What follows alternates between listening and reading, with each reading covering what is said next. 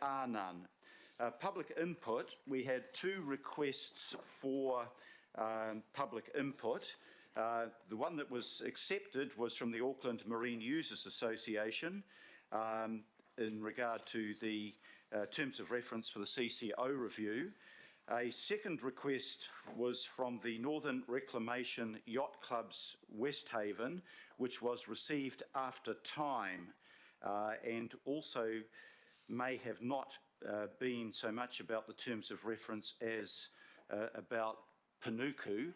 If the person is present, I'm happy for them maybe to join the Marine Users Association at the table if the marine users are happy to share their time.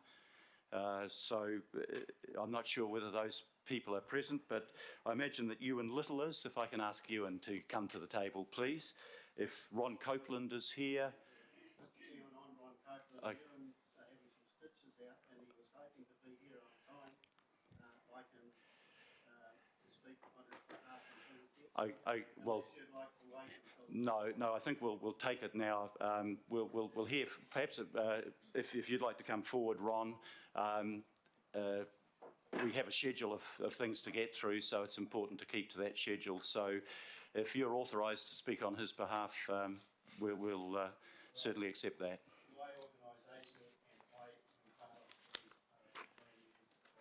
Okay, that's fine. If you'd like to take a seat.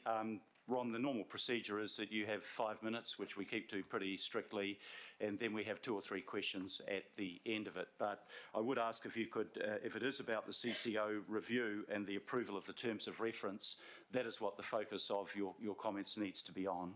Thank you. Sorry, just push the red button on the right-hand side. Yep. Right. Thank you.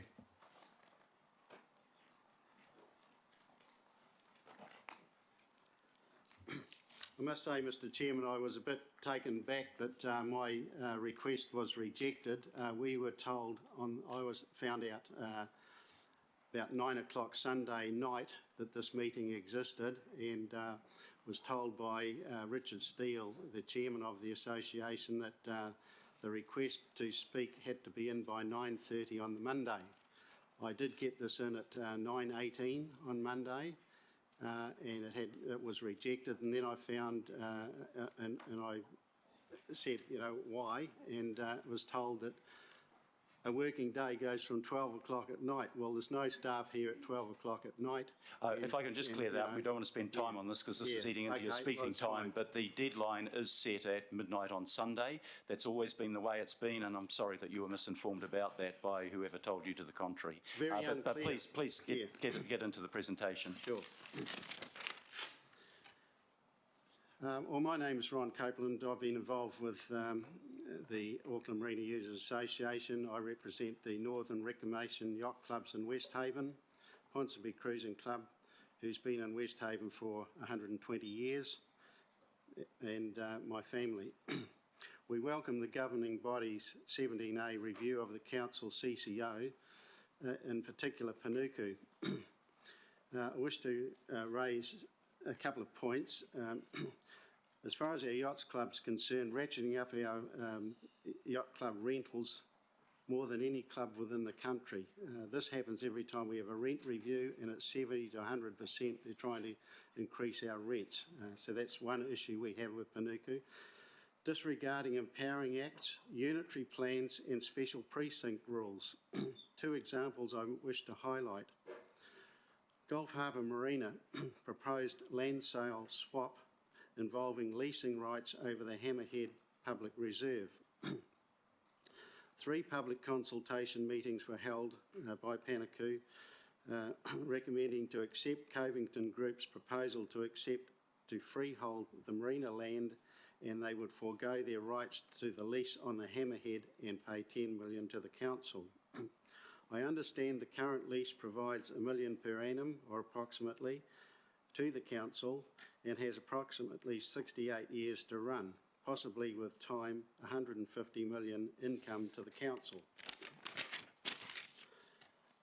Public have the right under the Empowering Act to walk over any part of the platform except for the building except for the building platforms, which are very limited.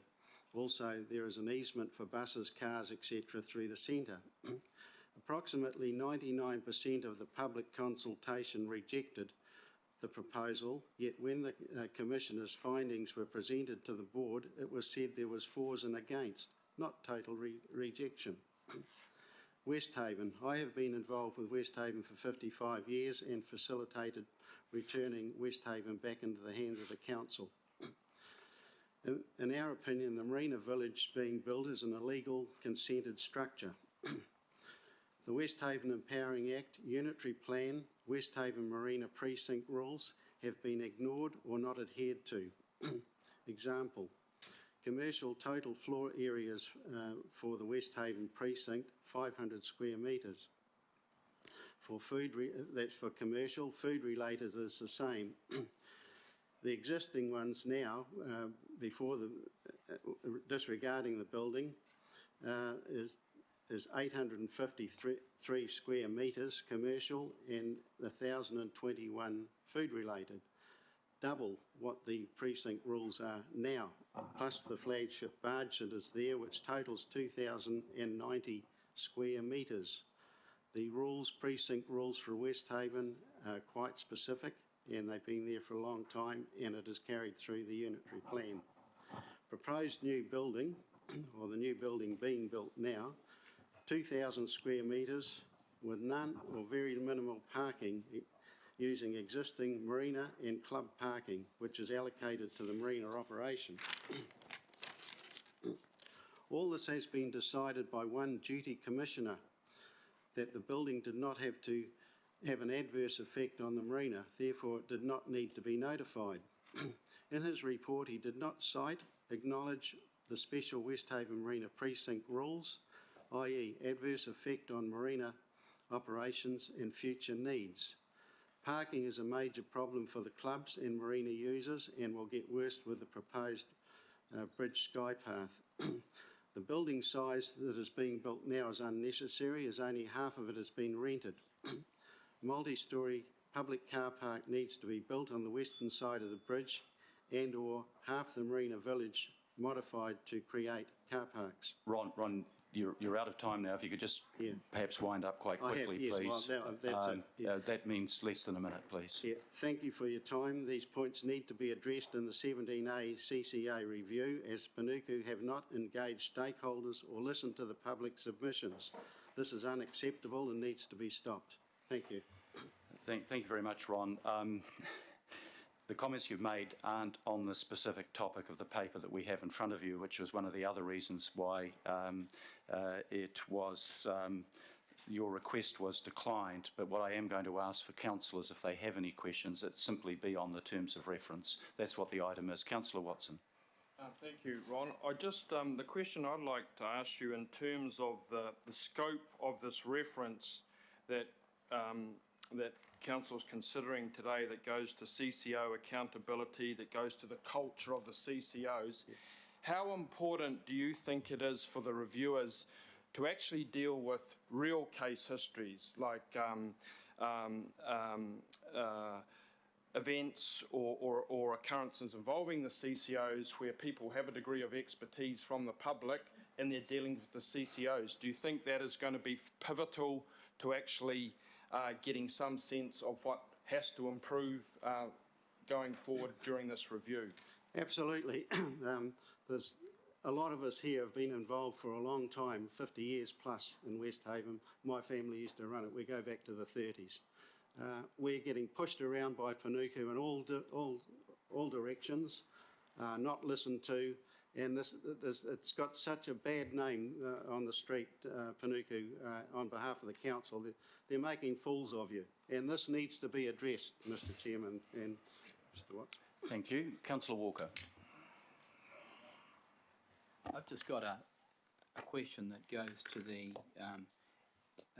the issues that have brought about the review, which, as we know, are effectively about the culture and the actions of the council-controlled organisations.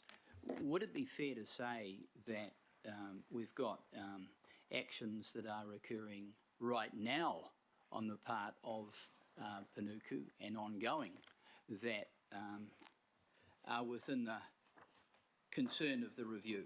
So we're not talking about something historical, we're talking about stuff that's happening now that arguably council and Panuku should be concerned with. Absolutely, because the consents are quite there, and it's quite specific what is with the marine precincts in West Haven and the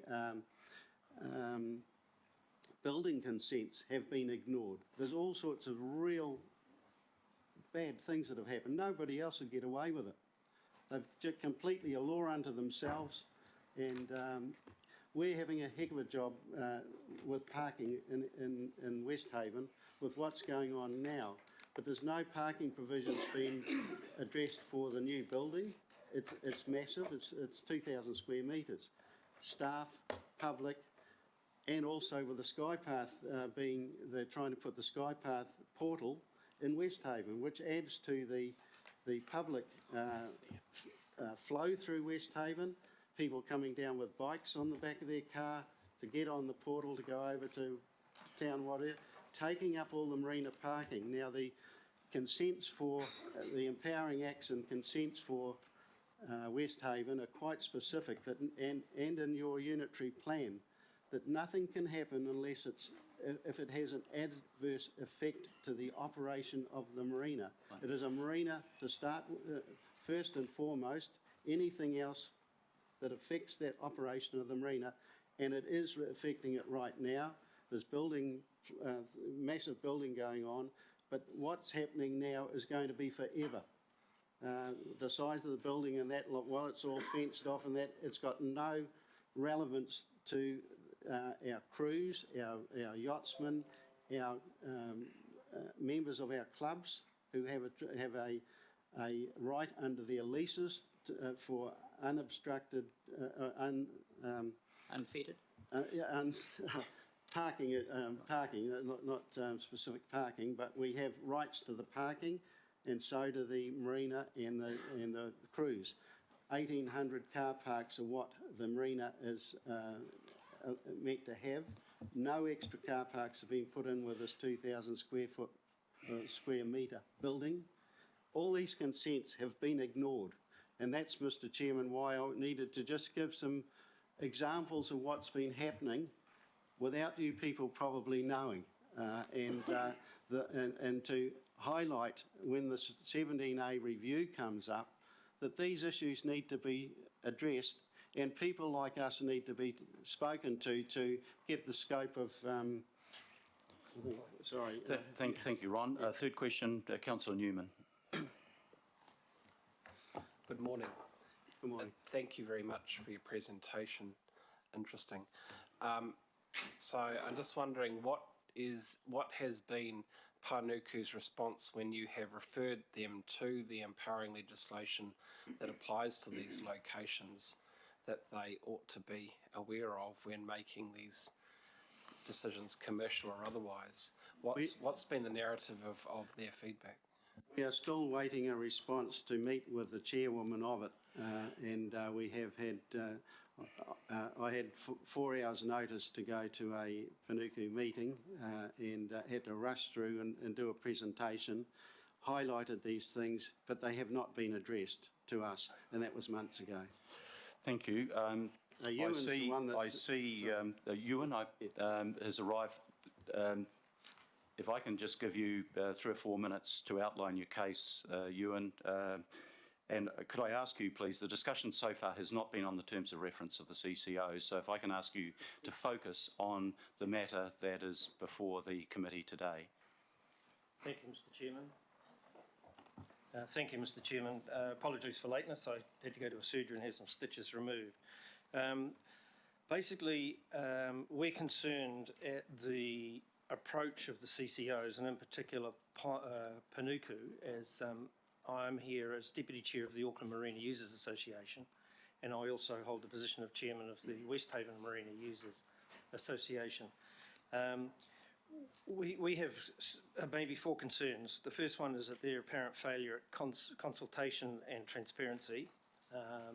They have what we would term an unsavoury behaviour towards anybody who questions or in the community who raises objections to any of their plans, and they have an underlying litigious attitude, i.e. they're asking ratepayers to fund lawyers so that we can ask them questions, and we're unhappy about that. However, that's the way they play, and we would certainly hope that your review would have a close look at that. In some cases, our adverse experience is related to the governing body alone, or in association with the CCO, being Panuku. For an example, we have an apparent failure to adhere to legislation such as the Empowering Act, which exists at West Park Marina, and granting non-notified consents, which is not the CCO's job, but it's council's, that make no reference to and do not address issues raised by stakeholders. And these are immediate issues that I'd like to raise that this review should look at, because these things are happening right now. And I can point out to you that Panuku Development used to, and now Auckland Council, controls the shares in a trustee company which administers Westhaven on behalf of all beneficiaries. We have an issue with the attitude of the trustees and the fact that beneficiaries are complaining all the time about how they are treated. Now, there are beneficiaries who will be taking this to the FMA because there is a separate body, and there's nothing to do with this review, but you should be aware of the immediacy of some of the problems. And they're asking for an FMA investigation of Westhaven Marina Limited.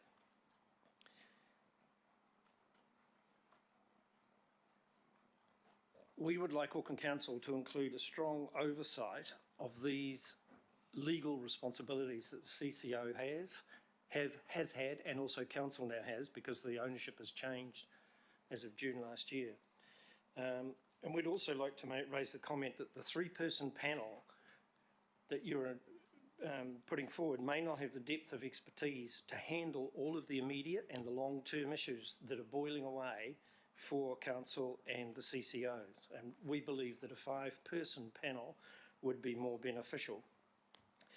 This is a complicated review. There are going to be a lot of very tricky and horny questions that this review will have to look at.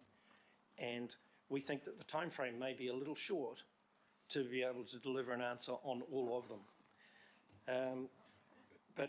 So there are two aspects to that. One is the immediate problem that Panuku is digging a massive hole for Auckland Council, especially if this FMA review gets underway, and all directors and senior officers will then be liable. So we think that the efficiency of service delivery cannot be separated between the CCO and Council, and we would recommend that this review considers that aspect as well. And I thank you for your time. I hope I haven't taken more than 4 minutes. No, you've done very well, thank you. We'll allow two questions on this one. Councillor Cooper. I was just unsure when you said that Panuku issue consents. They are not a consenting authority. So just because you've said this in a public realm, Yep. I just want that to be corrected, because they have to apply for a consent to the Auckland Council just like anybody else. Yes, they do. So just what prompted you to say that then? I understand. It was a mistake on my part. I clearly understand that the consent issuer is Council, but we see a realm of non-notified consents in the market at the moment. And we think that the separation of the efficiency of service delivery between the CCO and also the governing body is not separate enough. And there is a building being constructed at the moment at Westhaven, which we believe has had an unlawful consent. Okay, so I guess your recourse is to go for a judicial review on that. Yeah, that would be the case. Last question, Councillor Walker. The concern that I've got, based on what you're saying, Ewan, is that there are immediate issues that you are raising, and these are legal issues. Quite obviously, I'm making the assumption you're raising them with officers. Have you asked for these issues to be raised with us? That is the governing body and Council? Not yet. We've pointed out several times with correspondence over the last, I guess, 6 or 7 months that these issues do exist and asked what council might do about them. We've had very few responses to that. And one of the ones that concerns us the most is the non-notified consent for exclusive occupation of 3 marinas where dates exceed the expiry of the seabed licence. So that removes anybody's chance of renegotiating the seabed licence when it becomes due, because a council officer has issued a non-notified consent that a private enterprise can maintain that exclusive occupation. Now, we've Okay, raised that several Councillor times. Fletcher, these- last question. I'm these- sorry. these issues I'm have sorry if been I can raised ask you with to the wind Chief that up. We are getting off the terms of reference and back onto the substantive issues, and that's not the time and the place to do that. But Councillor Fletcher, you haven't had a question, so I'll ask you to ask the final questions. Thank you. Well, thank you. Mr. Little, I certainly, I'm one who really welcomes this review. I think that there is a great opportunity for council to review the range of work programs that our CCOs perform for us. I think there are issues that we have to take responsibility for, and of course one of the most important is the appointment of directors. What are the sorts of skill sets that you would want to see with those directors going into the future to avoid some of the concerns you've expressed to us today? That's a difficult question for me to answer, because in the CCO that I've had most experience with has been Panuku, and it's mainly been around marinas.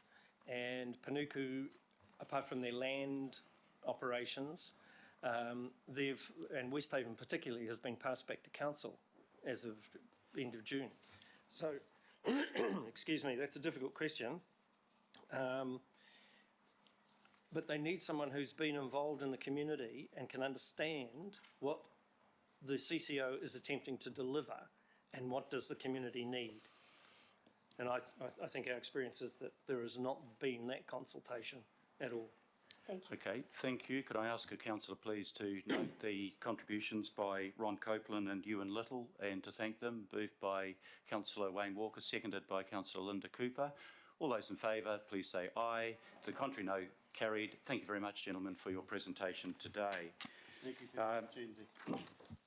We move now to local board input. There was one request from Kath Hanley from Waiheke, but that has since been withdrawn. Extraordinary item